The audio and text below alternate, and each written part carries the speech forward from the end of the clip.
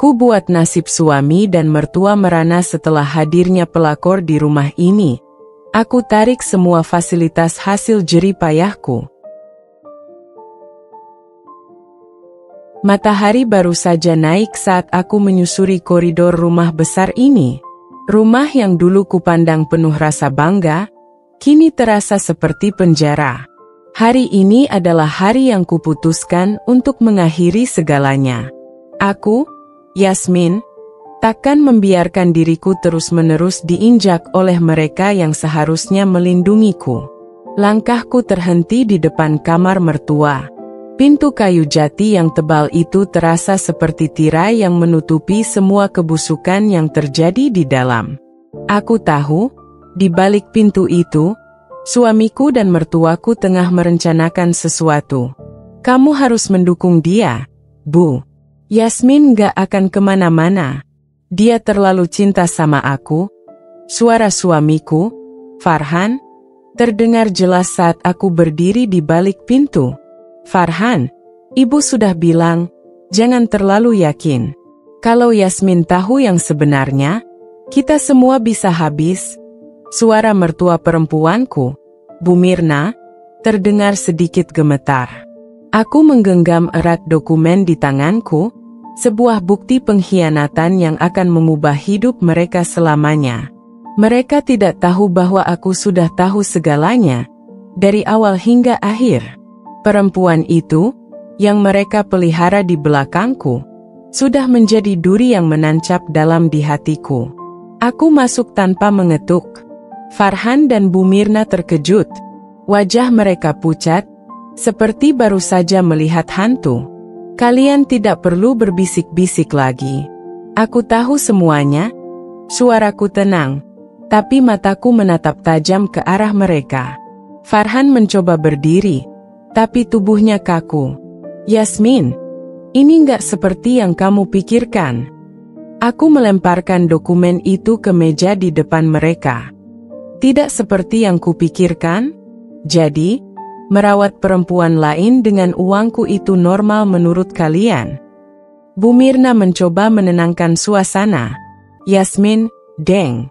Namaku Yasmin.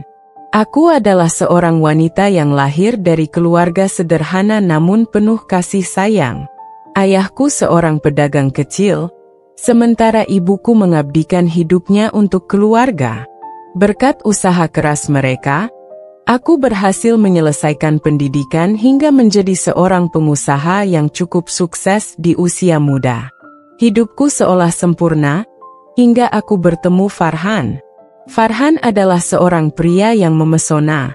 Ia datang ke kehidupanku dengan janji-janji manis dan perhatian yang tak pernah kutemui sebelumnya.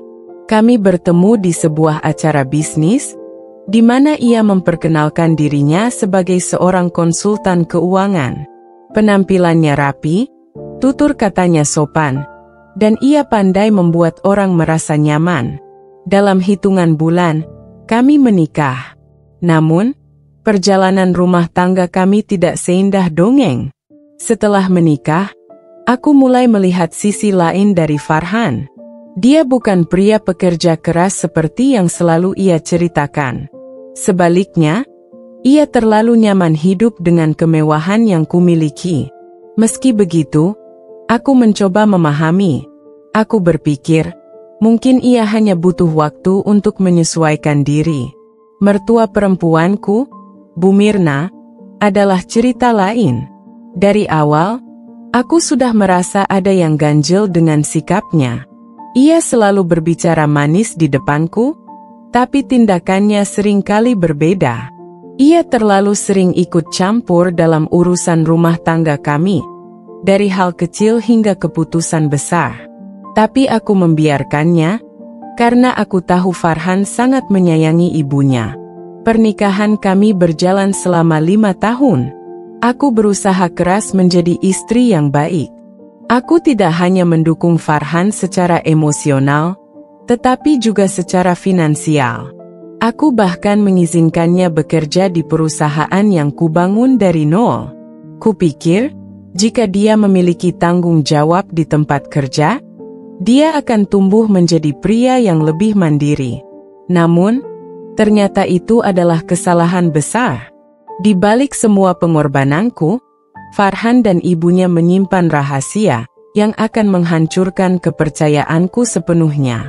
Hari itu, tanpa sengaja, aku menemukan sesuatu yang tak pernah kuduga. Sebuah pesan masuk di ponsel Farhan yang tertinggal di meja ruang tamu. Aku tidak pernah berniat menjadi istri yang curiga, tapi isi pesan itu terlalu mencurigakan untuk diabaikan. "Sayang, kapan lagi kita bisa ketemu? Aku kangen banget sama kamu," begitu bunyinya. Pengirimnya seorang wanita bernama Dina. Perasaan dingin menjalar ke seluruh tubuhku. Aku mencoba meyakinkan diriku bahwa itu hanyalah salah paham. Tapi saat aku mulai menggali lebih dalam, kebenaran yang kutemukan jauh lebih menyakitkan dari yang kubayangkan. Aku menatap layar ponsel Farhan yang masih menyala. Tubuhku seolah membeku. Meski hatiku berkata untuk tidak berpikir negatif, ada dorongan kuat untuk mencari tahu lebih lanjut. Aku mendudukkan diri di sofa, mencoba mengatur napas yang terasa berat. Pesan singkat itu terus terbayang di benakku. Tangan ini gemetar saat membuka aplikasi pesan di ponselnya. Aku mencoba melihat riwayat percakapan lainnya. Pesan dari wanita bernama Dina itu lebih dari sekadar sapaan biasa. Mereka berbicara dengan akrab, penuh canda tawa, dan mesra. "Farhan, kamu memang luar biasa. Terima kasih sudah ada buat aku," salah satu pesannya. Farhan membalas dengan emotikon hati dan kalimat yang membuat dadaku serasa dihantam palu. "Aku akan selalu ada buat kamu. Yasmin gak perlu tahu." Perasaanku bercampur aduk antara marah, sedih, dan bingung. Tapi aku menahan diri. Aku tahu, ini belum cukup untuk membuat kesimpulan. Aku memutuskan untuk mencari tahu lebih banyak, meski aku sadar itu akan melukai hatiku sendiri. Hari itu, aku pura-pura tidak tahu apa-apa. Aku tetap memasak makan malam seperti biasa, menyambut Farhan dengan senyuman saat ia pulang, dan bahkan menanyakan bagaimana harinya. Semua itu kulakukan dengan hati yang remuk. Aku mulai memperhatikan gerak-gerik Farhan lebih cermat. Setiap malam, ia menghabiskan waktu lebih lama dengan ponselnya, terkadang tersenyum kecil seolah sedang berbicara dengan seseorang yang membuatnya bahagia. Ketika kutanya, ia hanya menjawab singkat, "Cuma urusan kerja." Aku tidak langsung menghadapi Farhan. Sebaliknya, aku mendekati Bu Mirna. Aku berharap setidaknya ia bisa memberiku petunjuk. Tetapi percakapan dengan mertua perempuanku itu malah membuatku semakin ragu. "Farhan itu kan sayang banget sama kamu, Yasmin. Kalau dia sibuk, itu pasti untuk membahagiakan kamu juga," kata Bu Mirna sambil menyuguhkan teh kepadaku. Aku tersenyum tipis, meski hatiku berkata lain. "Iya, Bu. Saya juga berharap begitu." Bu Mirna tidak pernah suka jika aku mengajukan terlalu banyak pertanyaan. Ia selalu mencari cara untuk mengalihkan pembicaraan. Dan itu semakin membuatku yakin bahwa ada sesuatu yang disembunyikan dariku. Hari-hariku berubah menjadi penuh kehati-hatian. Aku seperti berjalan di atas kaca yang rapuh. Setiap langkah bisa membuat segalanya runtuh. Aku mulai menyelidiki lebih dalam, memanfaatkan waktu-waktu saat Farhan tidak di rumah. Aku bahkan menyewa seorang detektif untuk membantuku mengungkap kebenaran. Selama beberapa minggu, detektif itu mengirimiku foto-foto yang membuat darahku berdesir. Farhan sering bertemu dengan Dina, wanita yang sama yang mengirim pesan mesra itu. Mereka makan malam bersama, bahkan pernah terlihat masuk ke sebuah apartemen. Tetapi yang paling menyakitkan adalah fakta bahwa mertuaku juga terlibat. Ada foto Bu Mirna bersama Dina di sebuah restoran, berbicara dengan akrab seperti dua sahabat lama. Rasanya seperti ditikam dari dua arah. Aku tidak tahu harus marah, menangis, atau mengakhiri semuanya saat itu juga. Tetapi satu hal yang pasti, aku tidak akan tinggal diam. Aku menyadari bahwa seluruh keluarga ini, suamiku dan mertuaku, hanya memanfaatkan diriku. Aku mulai mempersiapkan langkah besar. Ini bukan hanya tentang harga diriku, tetapi juga tentang keadilan untuk diriku sendiri. Setiap pagi, aku bangun dengan perasaan yang semakin berat. Rasanya seperti hidup di antara kepalsuan, tapi aku tak punya pilihan selain bertahan. Aku tak ingin terburu-buru mengambil keputusan, karena aku ingin semua rencanaku matang. Aku ingin mereka, Farhan dan Bu Mirna, merasakan bagaimana rasanya dihancurkan dari dalam, perlahan tapi pasti. Sikapku terhadap mereka tidak berubah. Aku tetap tersenyum dan bersikap ramah seperti biasa. Bahkan, aku semakin mendekatkan diri pada Bu Mirna. Aku sering mengajaknya berbelanja atau sekadar minum teh di sore hari. Sesekali, aku bahkan membelikan hadiah kecil untuknya. Semua itu kulakukan dengan satu tujuan, membuatnya merasa aman dan percaya bahwa aku tak mencurigai apapun. Sementara itu, aku diam-diam mengatur ulang segala hal terkait bisnis dan keuangan. Aku mulai mengalihkan sebagian aset yang sebelumnya kuberikan aksesnya pada Farhan. Aku melibatkan pengacara pribadi dan akuntan terpercaya untuk memastikan semua berjalan rapi tanpa meninggalkan jejak yang mencurigakan.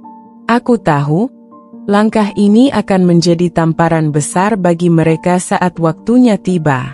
Farhan tampaknya tidak menyadari apa yang kulakukan. Ia tetap bersikap seperti biasa, atau lebih tepatnya, tetap seperti pria yang terlalu nyaman dengan hidup mewah yang kuberikan. Bahkan, ia semakin sering pergi keluar malam dengan alasan pekerjaan. Aku tidak pernah bertanya banyak, karena aku sudah tahu kemana ia pergi dan dengan siapa. Ada satu momen yang sangat sulit kulalui. Saat itu, Bu Mirna mengundang Dina ke rumah kami. Ya, perempuan itu berani datang ke rumahku. Aku ingat jelas bagaimana Dina masuk dengan senyum manis seolah-olah ia tamu istimewa. "Yasmin, ini Dina, temanku. Dia butuh bantuan sedikit soal pekerjaan," kata Bu Mirna dengan nada santai. Aku menatap Dina dengan senyum palsu yang kubangun susah payah. "Oh, teman ibu, senang bertemu denganmu, Dina." Dina menatapku balik, dan aku bisa merasakan ada sedikit rasa canggung di wajahnya. Namun, ia dengan cepat menguasai diri. "Senang bertemu denganmu juga, Mbak Yasmin. Ibu Mirna sering cerita soal kebaikan hati Mbak." Aku ingin tertawa mendengar kalimat itu. "Kebaikan hati," katanya. "Mereka memanfaatkanku, dan sekarang perempuan ini duduk di ruang tamuku, berlagak seperti orang tak bersalah." Tetapi aku menahan amarahku. Ini belum waktunya. Pertemuan itu semakin memperjelas segalanya. Dina bukan hanya seseorang yang ada di belakang layar. Dia sudah menjadi bagian dari rencana besar mereka. Farhan, Bu Mirna, dan Dina bekerja sama untuk mengambil kepercayaan dan hartaku. DFC 7 malam itu, setelah Dina pergi, aku berbaring di tempat tidur sambil menatap langit-langit kamar. Farhan sudah tertidur di sampingku, dengan dengkuran ringan yang selalu membuatku merasa kesal. Aku merenungkan semuanya. Bagaimana bisa aku, yang selama ini bekerja keras untuk membangun kehidupan yang layak, justru dikhianati oleh orang-orang yang paling kupercayai? Namun, di balik kesedihan itu, ada rasa lega. Aku tahu, aku semakin dekat dengan momen di mana semuanya akan berakhir. Dalam beberapa hari berikutnya, aku mulai menggali lebih dalam. Aku meminta detektifku untuk mencari tahu asal-usul Dina. Dan apa yang kutemukan benar-benar membuka mataku. Dina bukanlah orang yang sederhana. Ia memiliki sejarah panjang sebagai penggoda pria beristri. Ia adalah seorang oportunis yang cerdas, tahu bagaimana menarik perhatian pria seperti Farhan. Aku juga menemukan bahwa Bu Mirna memiliki peran besar dalam memperkenalkan Dina kepada Farhan. Awalnya, aku tidak ingin percaya, tapi bukti-bukti yang kudapatkan terlalu kuat untuk diabaikan. Foto-foto mereka bersama, pesan-pesan yang dikirim Dina kepada Bu Mirna, semuanya menunjukkan satu hal. Mereka sudah merencanakan ini sejak lama. Perlahan, aku mulai merasa lebih kuat. Jika dulu aku menangis dalam diam, kini aku mulai merasakan api kemarahan yang membakar semangatku. Aku tidak akan membiarkan mereka menang. Aku tidak akan menjadi korban selamanya. Sebelum memulai langkah besar, aku mengambil waktu sejenak untuk merenung. Aku duduk di taman belakang rumah sambil menatap bunga-bunga yang pernah kutanam dengan penuh cinta. Rasanya ironis, melihat keindahan itu di tengah kehancuran hatiku. Tapi aku tahu, ini adalah awal dari sesuatu yang baru. Aku akan melawan mereka, bukan dengan air mata, tetapi dengan kekuatan yang tak pernah mereka sangka aku miliki. Hari itu, aku memutuskan bahwa waktunya telah tiba. Semua rencanaku sudah matang, dan aku tidak akan mundur lagi. Pagi-pagi sekali, aku memanggil Farhan dan Bu Mirna ke ruang keluarga. Mereka terlihat bingung, terutama Farhan yang baru saja bangun dan masih mengenakan piyama. "Ada apa, Yasmin? Tumben kamu manggil kami pagi-pagi begini?" tanya Bu Mirna, mencoba terdengar santai. Meski aku bisa melihat kegelisahan di matanya. Aku duduk dengan tenang di sofa, mengamati mereka satu persatu. "Aku punya sesuatu untuk kita bicarakan. Hal yang sangat penting." Farhan melirikku dengan wajah penuh tanda tanya. "Kalau soal pekerjaan, nanti aja dibahasnya. Aku masih ngantuk." Aku tersenyum tipis, sebuah senyuman yang membuat mereka semakin tidak nyaman. "Ini bukan soal pekerjaan, Farhan. Ini soal kamu, soal ibu, dan soal Dina." Wajah Farhan langsung berubah. Pucat, seperti orang yang baru saja tertangkap basah. Bu Mirna menatapku dengan tatapan terkejut, tetapi ia mencoba menyembunyikan kegugupannya. "Yasmin, apa maksud kamu?" Suaranya gemetar, tapi ia berusaha terdengar tegas. Aku mengambil sebuah map tebal dari meja, lalu meletakkannya di hadapan mereka. "Lihat ini, bukti semua kebohongan kalian." Farhan membuka map itu dengan tangan gemetar. Di dalamnya terdapat foto-foto dirinya bersama Dina, pesan-pesan yang sudah kucetak, hingga laporan detektif yang menjelaskan bagaimana mereka bertemu di apartemen dan restoran. Kamu ngikutin aku." Farhan berusaha terdengar marah, tetapi suaranya terlalu lemah untuk menutupi rasa takutnya. "Ngikutin? Tidak, Farhan. Aku hanya mencari kebenaran. Dan lihatlah, kebenaran itu ternyata lebih buruk dari apa yang pernah kubayangkan." Bu Mirna berusaha bangkit, seolah ingin mengalihkan perhatian. "Yasmin, dengarkan ibu. Ini semua hanya salah paham. Dina itu cuma teman." "Teman, Bu?" Aku memotongnya dengan nada dingin. "Teman yang kalian rawat dengan uangku? Teman yang kalian ajak masuk ke rumah ini, sementara aku bekerja keras siang malam untuk memberikan hidup yang layak bagi keluarga ini?" Bu Mirna terdiam, sementara Farhan tampak semakin tak berdaya. Aku melanjutkan, kali ini dengan suara yang lebih keras, menahan emosi yang sudah terlalu lama kupendam. "Kalian pikir aku bodoh? Kalian pikir aku tidak akan tahu? Dina bukan hanya perempuan yang kamu selingkuhi, Farhan. Dia adalah alat yang kalian gunakan untuk merampas semua yang kumiliki. Dan kamu, Bu," aku menatap Bu Mirna tajam, "kamu yang seharusnya menjadi mertuaku, Justru yang pertama kali mengkhianatiku. Bu Mirna mencoba membela diri. Yasmin, kamu salah paham. Ibu cuma ingin Farhan bahagia. Kamu terlalu sibuk dengan pekerjaanmu. Jadi kalian pikir aku pantas diperlakukan seperti ini? Aku berdiri, menatap mereka dengan mata yang mulai berkaca-kaca. Aku memberikan segalanya untuk keluarga ini. Aku mengorbankan waktu, tenaga, bahkan kebahagiaanku sendiri. Tapi apa balasan kalian? Kalian memelihara perempuan lain di belakangku, lalu menggunakan hartaku untuk membiayainya. Farhan akhirnya berbicara, dengan nada memohon. Yasmin, aku salah. Aku minta maaf. Dina nggak berarti apa-apa. Aku cuma apa, Farhan? Cuma mencari kesenangan? Cuma ingin memanfaatkan aku lebih lama?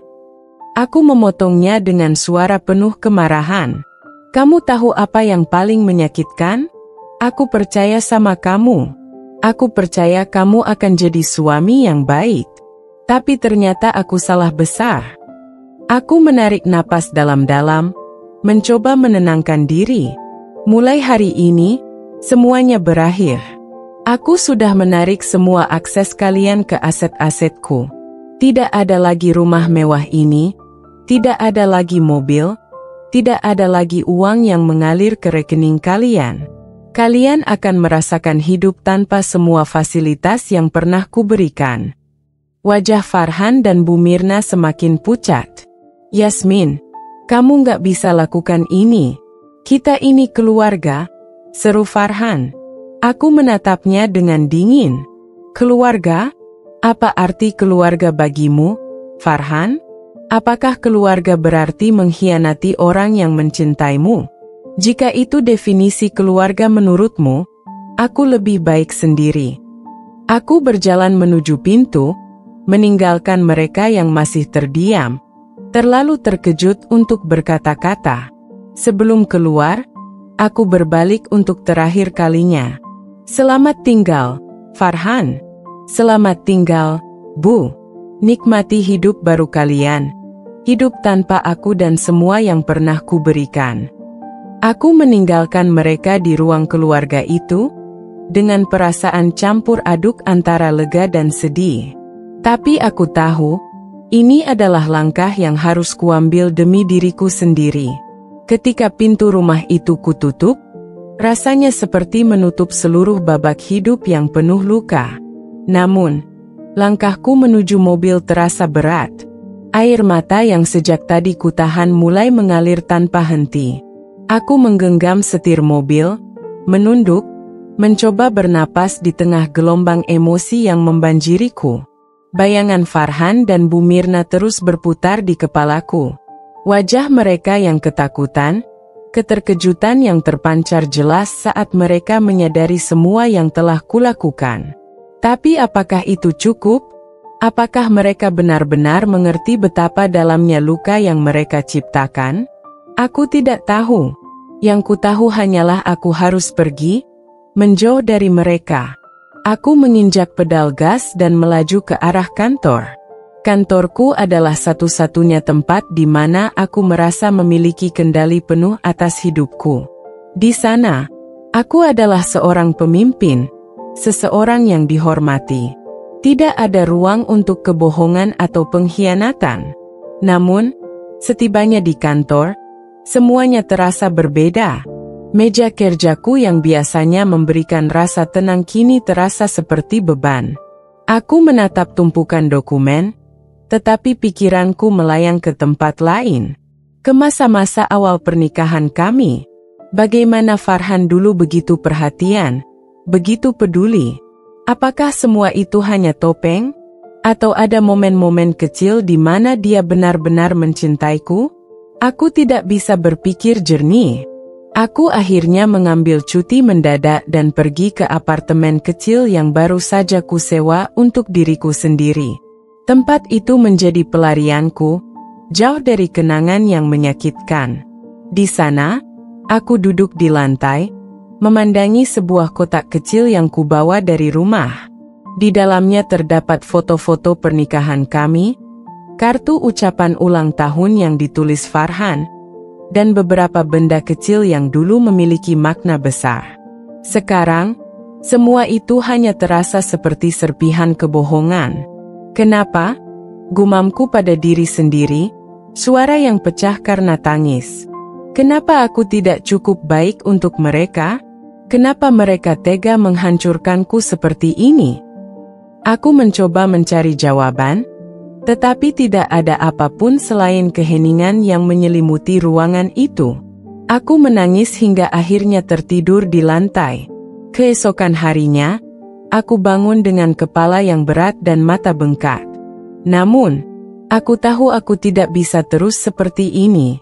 Aku harus kuat, bukan untuk mereka, tetapi untuk diriku sendiri. Ponselku bergetar. Ada beberapa panggilan tak terjawab dari Farhan, tetapi aku tidak ingin mendengar suaranya. Aku memutuskan untuk memblokir nomornya. Tak lama, panggilan dari nomor tak dikenal masuk. Awalnya aku ragu, tetapi akhirnya kuangkat. Yasmin, ini aku, Farhan. Suara itu terdengar putus asa. Aku langsung memotongnya. Aku tidak ingin mendengar apapun darimu. Jangan hubungi aku lagi. Tunggu, Yasmin. Kumohon dengarkan aku sebentar saja. Suaranya terdengar gemetar, hampir seperti menangis. Aku tahu aku salah. Aku tahu aku sudah mengecewakanmu. Tapi kumohon, jangan tinggalkan aku seperti ini. Aku tidak bisa hidup tanpa kamu. Aku tertawa kecil, penuh sinis. Tidak bisa hidup tanpa aku? Kau tidak pernah benar-benar hidup untukku, Farhan. Kau hanya hidup untuk dirimu sendiri. Tapi aku menyesal. Dina bukan siapa-siapa bagiku, Yasmin. Aku hanya, suaranya melemah. Kau hanya apa, Farhan? Hanya seorang pecundang yang tidak tahu bagaimana menghargai istrinya? Hanya seseorang yang lebih memilih menghancurkan pernikahannya daripada menghadapi masalah dengan jujur. Dia terdiam di ujung telepon, dan aku memutuskan panggilan itu tanpa menunggu jawabannya.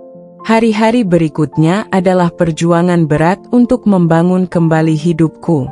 Aku menjauh dari media sosial, dari lingkungan tempat kami tinggal, dan dari semua hal yang mengingatkanku pada mereka. Aku memfokuskan diri pada pekerjaan, terapi, dan memperbaiki diriku sendiri. Namun, Farhan dan Bu Mirna tidak menyerah begitu saja. Mereka terus mencoba menghubungiku, mengirimkan pesan-pesan penuh penyesalan. Bahkan Dina, perempuan yang menjadi duri dalam rumah tanggaku, mencoba menghubungiku. Entah bagaimana ia mendapatkan nomorku, tetapi pesannya hanya satu. Maafkan aku.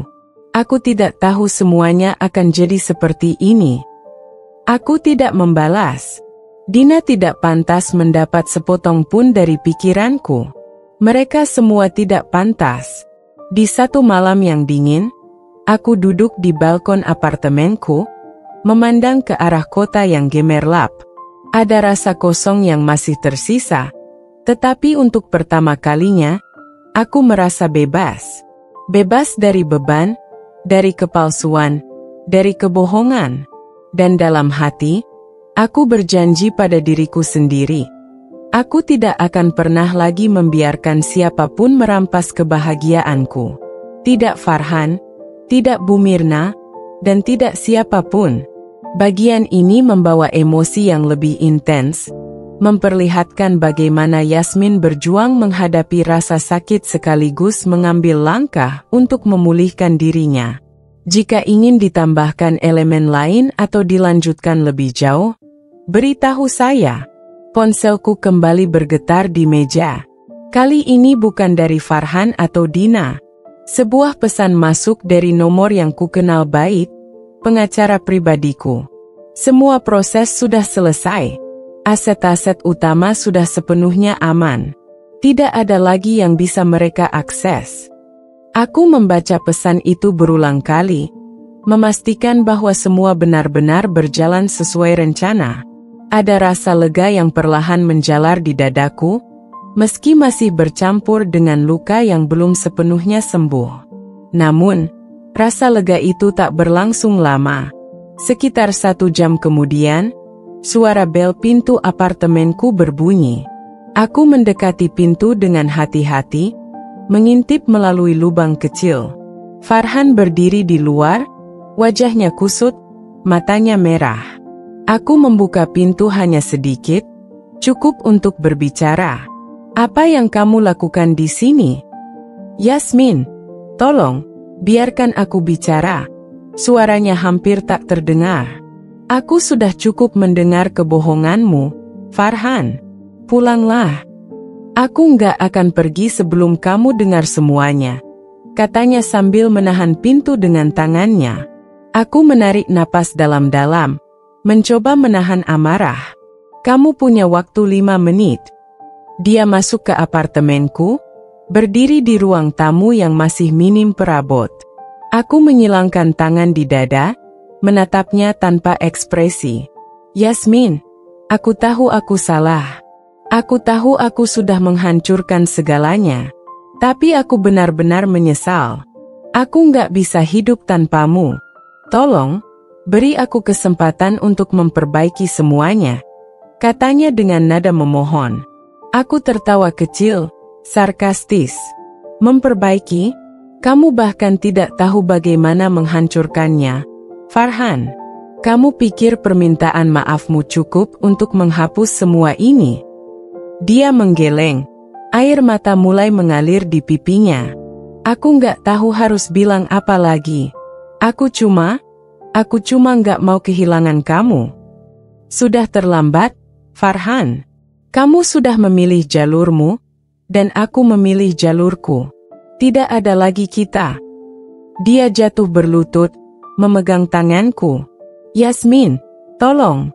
Aku akan lakukan apa saja untuk membuktikan kalau aku masih mencintaimu."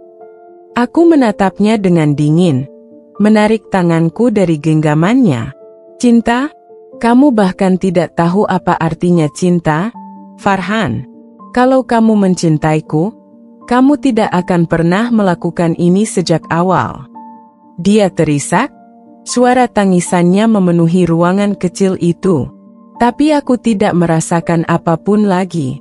Tidak ada rasa kasihan, tidak ada simpati, hanya kelelahan yang mendalam.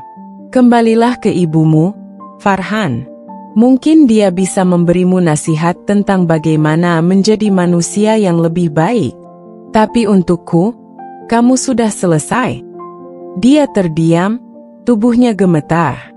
Setelah beberapa saat, dia bangkit perlahan, berjalan menuju pintu tanpa berkata apa-apa lagi. Ketika pintu tertutup, aku merasa dadaku sesak, tetapi juga ringan. Itu adalah akhir dari sebuah cerita yang seharusnya sudah kutinggalkan sejak lama. Aku duduk di sofa, menatap langit-langit. Tanganku gemetar, tetapi untuk pertama kalinya, aku merasa memiliki kendali penuh atas hidupku sendiri. Tidak ada lagi bayang-bayang mereka, tidak ada lagi penyesalan yang harus kubawa. Aku adalah Yasmin, dan aku berhak atas kebahagiaanku. Hari demi hari berlalu, dan aku mulai merasakan kehidupan yang benar-benar baru. Namun, seperti luka yang tidak sepenuhnya sembuh, kenangan tentang Farhan dan pengkhianatan mereka masih sering menghantui malam-malamku. Di tengah rutinitas, sebuah kabar mengejutkan tiba. Rekan kerjaku, Rania, datang ke apartemenku dengan wajah serius. "Yasmin, aku nggak tahu gimana cara bilang ini, tapi aku rasa kamu harus tahu," ujarnya, menyerahkan sebuah amplop coklat. Aku membukanya dengan perlahan, tanganku gemetar. Di dalamnya ada beberapa foto Dina bersama Farhan. Tetapi kali ini mereka tampak berbeda. Dina terlihat lusuh, dengan pakaian yang tidak seperti dulu. Farhan berdiri di sampingnya, Wajahnya menyiratkan putus asa. "Ini apa?" tanyaku, meski sebenarnya aku sudah tahu jawabannya. Dina dan Farhan. Mereka kelihatan seperti sedang meminta bantuan. Aku dengar mereka mulai kehilangan arah sejak kamu memutus akses mereka. Dina bahkan diusir dari apartemennya, dan Farhan kehilangan pekerjaannya, karena dia nggak bisa bayar utang-utang pribadinya. Aku terdiam. Perasaan yang muncul di hatiku sulit kujelaskan. Ada kepuasan kecil melihat mereka merasakan akibat dari perbuatan mereka, tetapi juga ada rasa kosong. Aku nggak mau tahu soal mereka lagi, Rania. Aku sudah selesai dengan semua ini, kataku sambil meletakkan amplop itu di meja. Rania memegang tanganku. Aku mengerti, Yasmin. Tapi aku cuma mau kamu tahu, kamu punya hak untuk bahagia. Jangan biarkan rasa benci mereka menguasaimu. Aku tersenyum tipis, mencoba menerima nasihatnya. Beberapa minggu kemudian, aku menerima panggilan tak terduga dari rumah sakit. Mereka memberitahuku bahwa Bu Mirna dirawat karena serangan jantung. Entah bagaimana mereka berhasil mendapatkan nomorku. Aku duduk lama setelah panggilan itu berakhir, mencoba memutuskan apakah aku harus datang atau tidak. Di satu sisi, Bu Mirna adalah bagian dari pengkhianatan itu. Tapi di sisi lain, dia adalah orang tua dari seseorang yang pernah kucintai. Akhirnya, dengan perasaan campur aduk, aku memutuskan untuk pergi. Setibanya di rumah sakit, aku melihat Farhan duduk di kursi tunggu dengan kepala tertunduk. Dia tampak jauh lebih kurus dan berantakan. Dia melihatku, lalu berdiri. "Yasmin, terima kasih sudah datang." Aku tidak menjawab. Aku hanya berjalan melewatinya menuju ruangan tempat Bu Mirna dirawat. Di sana, aku melihat perempuan tua itu terbaring lemah. Wajahnya yang biasanya penuh dengan sikap arogan kini terlihat rapuh.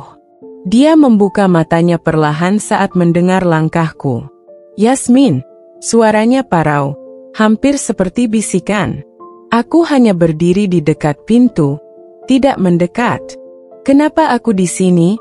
tanyaku tanpa basa-basi. Dia menarik napas dalam-dalam, mencoba mengumpulkan kekuatannya. "Aku tahu aku salah. Aku sudah menghancurkan hubungan kita, tapi aku mohon, jangan benci Farhan. Dia hanya anak yang bingung, semua ini salahku." Aku mengepalkan tangan, mencoba menahan emosi. "Bu Mirna, semua ini bukan hanya kesalahanmu. Farhan punya pilihan, dan dia memilih untuk mengkhianatiku." Dia terdiam, air mata mengalir di pipinya. "Aku hanya ingin dia bahagia, tapi aku salah. Aku salah besar." Aku tidak menjawab, hanya menatapnya dengan dingin. Lalu aku berbalik dan berjalan keluar dari ruangan itu. Farhan masih berdiri di koridor, menatapku dengan mata penuh harap. "Yasmin, kumohon, berilah aku kesempatan kedua. Aku akan melakukan apapun untuk memperbaiki semuanya." Aku berhenti sejenak, lalu menatapnya tajam. "Kesempatan? Kamu sudah membuang semua kesempatan yang pernah kuberikan, Farhan. Jangan pikir aku akan kembali pada orang yang dengan mudahnya menghancurkan hidupku." Dia terdiam, tidak mampu menjawab. "Aku di sini bukan untuk kamu, bukan untuk ibumu. Aku di sini karena aku manusia, bukan karena aku ingin memaafkan atau kembali. Ingat itu," kataku sebelum pergi meninggalkannya. Aku berjalan keluar dari rumah sakit, merasa beban yang selama ini kupikul perlahan mulai menghilang. Untuk pertama kalinya, aku benar-benar yakin bahwa aku sudah selesai dengan masa lalu. Setelah keluar dari rumah sakit, aku memutuskan untuk menghindari segala hal yang berhubungan dengan Farhan dan keluarganya. Aku bertekad untuk memulai babak baru dalam hidupku. Namun, hidup memang tak pernah semudah itu. Pagi itu, Ketika aku sedang menikmati secangkir kopi di balkon apartemenku, ponselku kembali berdering. Kali ini dari nomor tak dikenal. Aku mengabaikannya, tetapi panggilan itu terus berulang. Dengan kesal, akhirnya aku menjawab, "Yasmin?" Suara di seberang terdengar ragu. "Siapa ini?" tanyaku dingin. "Aku, Dina." Aku terdiam, tidak percaya perempuan ini masih punya keberanian untuk menghubungiku.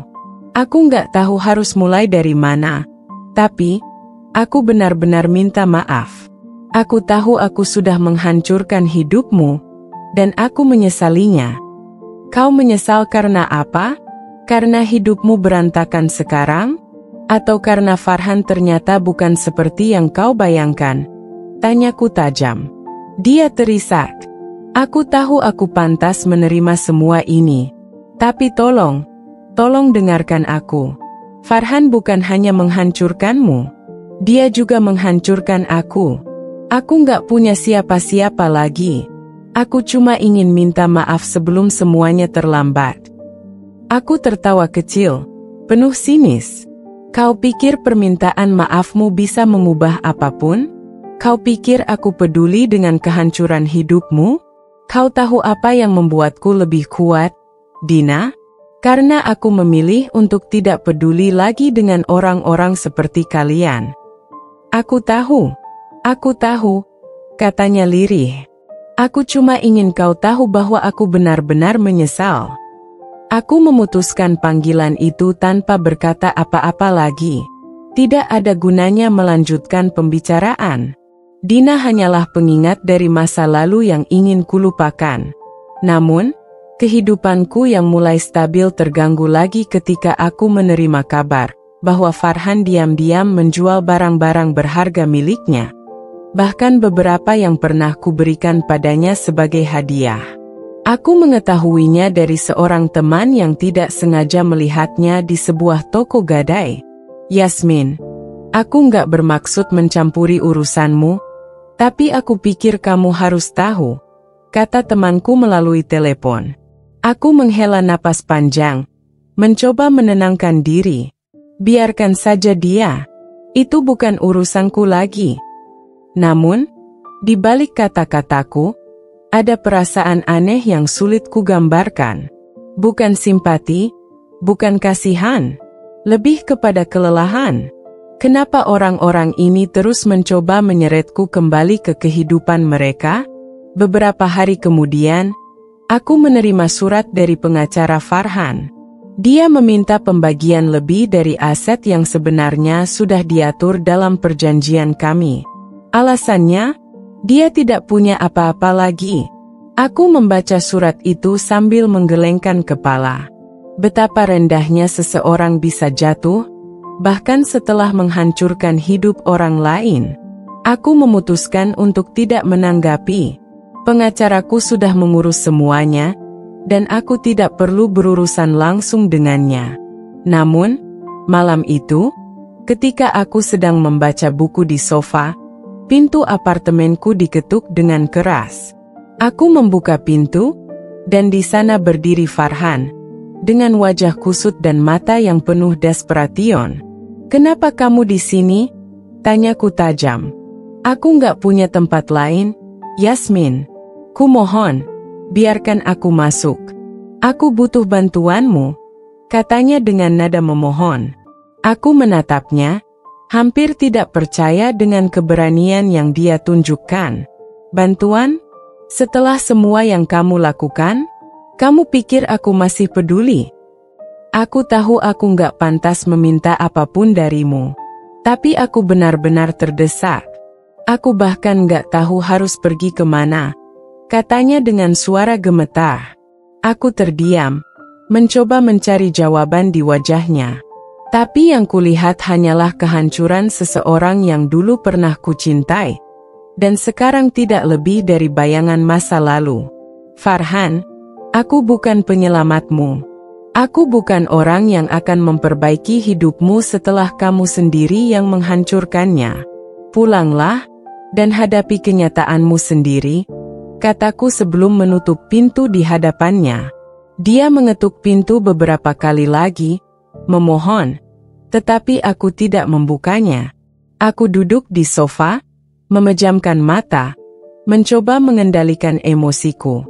Aku tidak tahu berapa lama dia berdiri di depan pintu, tetapi ketika aku membuka mata lagi, semuanya sudah sunyi. Aku berdiri, mengintip melalui lubang pintu, dan melihat bahwa dia sudah pergi. Aku menghela napas panjang, merasa lega sekaligus lelah. Ini adalah akhir dari bab yang seharusnya sudah kututup sejak lama. Tapi aku tahu, akhirnya aku benar-benar siap melangkah ke depan, meninggalkan semuanya di belakangku. Hari berganti minggu, dan meskipun aku terus berusaha menjalani hidupku sendiri, bayang-bayang masa lalu tetap datang menghampiri. Setiap kali aku mendengar nama Farhan, aku merasa seolah sebuah duri kecil menusuk hatiku. Bukan karena aku masih mencintainya, tetapi karena luka yang dia tinggalkan terlalu dalam untuk segera sembuh. Sampai akhirnya, suatu hari, aku menerima kabar yang mengguncangku. Farhan mengalami kecelakaan parah. Sebuah pesan singkat dari seorang kerabat jauh mengabarkan bahwa dia dirawat di rumah sakit dalam kondisi kritis. Aku terdiam cukup lama setelah membaca pesan itu. Haruskah aku datang? Atau haruskah aku tetap pada pendirianku untuk tidak lagi terlibat dalam hidupnya? Namun, rasa kemanusiaanku mengalahkan egoku. Aku memutuskan untuk pergi. Ketika aku tiba di rumah sakit, aku melihat Dina duduk di kursi tunggu. Wajahnya pucat, dan matanya sembab. Ketika dia melihatku, dia langsung berdiri, seolah ingin mengatakan sesuatu, tetapi aku mengangkat tangan, meminta dia tidak bicara. Aku di sini bukan untukmu, Dina. Aku di sini karena aku ingin memastikan Farhan baik-baik saja, kataku tegas. Dia mengangguk pelan, lalu duduk kembali. Aku melangkah masuk ke ruang perawatan. Di sana, Farhan terbaring dengan tubuh penuh luka, beberapa alat medis terpasang di sekitarnya. Dia terlihat jauh lebih rapuh dari yang pernah kulihat sebelumnya. Ketika aku mendekat, matanya perlahan terbuka. Dia menatapku dengan tatapan lemah, tetapi ada cahaya kecil di matanya, seolah dia tidak percaya aku benar-benar ada di sana. Yasmin, suaranya hampir tak terdengar. Aku di sini, jawabku pelan. Dia mencoba tersenyum, tetapi senyumnya tampak menyakitkan. Aku nggak tahu kamu akan datang. Aku di sini karena aku manusia, Farhan. Bukan karena aku memaafkanmu atau ingin kembali, kataku tanpa basa-basi. Dia mengangguk pelan, seolah menerima setiap kata-kataku. Aku tahu aku nggak pantas, tapi aku cuma mau bilang, aku benar-benar menyesal. Aku hanya diam, membiarkannya melanjutkan. Aku salah. Aku nggak pernah benar-benar tahu apa yang aku punya sampai aku kehilangan semuanya. Kamu adalah hal terbaik yang pernah terjadi dalam hidupku, Yasmin. Dan aku menghancurkannya. Aku menghancurkan kita, katanya, air mata mengalir di pipinya. Aku menarik napas panjang, mencoba menahan emosi yang mulai menguasai dadaku. Farhan, penyesalanmu tidak akan mengubah apa yang sudah terjadi. Tapi aku harap kamu bisa belajar dari ini. Aku harap kamu bisa menjadi orang yang lebih baik, meskipun itu tanpa aku di sisimu. Dia terisak, suaranya pecah. Aku nggak pantas mendapatkan kesempatan kedua. Aku tahu itu. Tapi aku ingin kamu tahu, aku mencintaimu. Selalu mencintaimu, bahkan ketika aku terlalu bodoh untuk menyadarinya. Aku menghapus air mata yang mulai mengalir di pipiku. Cinta yang tidak dihormati bukanlah cinta, Farhan. Tapi aku akan mendoakan yang terbaik untukmu. Aku harap kamu menemukan kedamaian. Dia tersenyum kecil, Meskipun aku tahu itu penuh dengan rasa sakit. Terima kasih, Yasmin. Terima kasih untuk segalanya. Aku menggenggam tangannya untuk terakhir kalinya, lalu berdiri. Selamat tinggal, Farhan. Jaga dirimu. Ketika aku meninggalkan ruangan itu, aku merasa dadaku lebih ringan dari sebelumnya. Bukan karena aku sudah sepenuhnya memaafkan Farhan, tetapi karena aku tahu, akhirnya aku bisa benar-benar melepaskan semuanya. Aku berjalan keluar dari rumah sakit dengan kepala tegak, menatap langit yang cerah. Hari itu, aku berjanji pada diriku sendiri untuk tidak lagi melihat ke belakang. Aku berhak atas kebahagiaan, dan kali ini, aku akan menciptakannya sendiri. Akhirnya, aku benar-benar bebas dari masa lalu yang menghantui. Dan meskipun luka itu mungkin tidak akan pernah hilang sepenuhnya, aku tahu bahwa aku adalah perempuan yang jauh lebih kuat dari sebelumnya. Aku adalah Yasmin, dan hidupku adalah milikku. Jangan takut melepaskan yang tidak lagi membawa kebaikan. Terkadang, kita terlalu takut untuk melepaskan orang-orang atau hubungan yang menyakiti kita, meskipun kita tahu itu merugikan kita. Namun, melepaskan bukan berarti kita gagal.